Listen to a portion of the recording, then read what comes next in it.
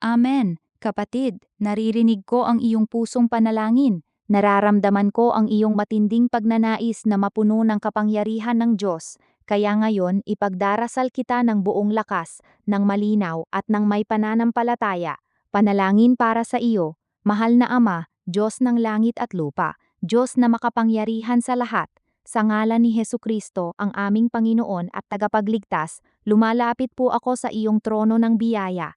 Panginoon, ngayon din, ibuhos mo ang napakalakas na anointing ng iyong Santong Espiritu sa aking kapatid na ito, huwag lang karaniwang pagkakaloob, kundi sobrang lakas, sobrang init at sobrang kapangyarihan na galing sa iyo. Espiritu Santo, dumating ka sa kanya ngayon, punuin mo siya ng lubusan hanggang sa mag-overflow.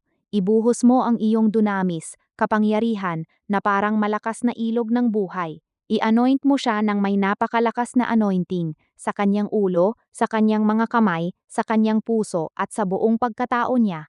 Bigyan mo po siya ng kapangyarihan na magpapagaling sa mga may sakit, kapangyarihan na magpapalaya sa mga nakatali, kapangyarihan na magsasabi ng katotohanan ng may autoridad, kapangyarihan na magdadala ng presensya mo kahit saan siya pumunta, at kapangyarihan na mamuhay ng malapit sa iyo araw-araw. Panginoon, tanggalin mo ang lahat ng hadlang, takot, pagdududa, kahinaan, at anumang bagay na nakahahadlang sa daloy ng iyong espiritu.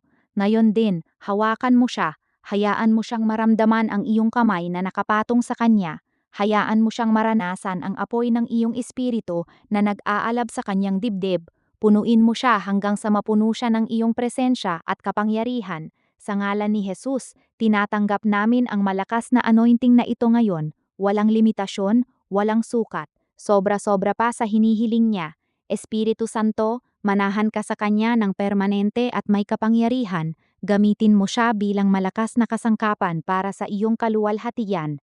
Amen at amen. Kapatid, maniwala ka na ang Diyos ay nakikinig at kumikilos na.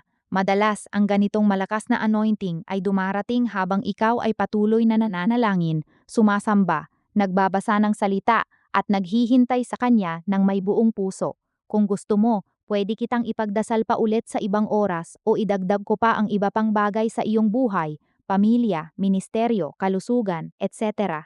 Sabihin mo lang sa akin, patuloy kang maniwala, ang Diyos ay tapat. God bless you with mighty power.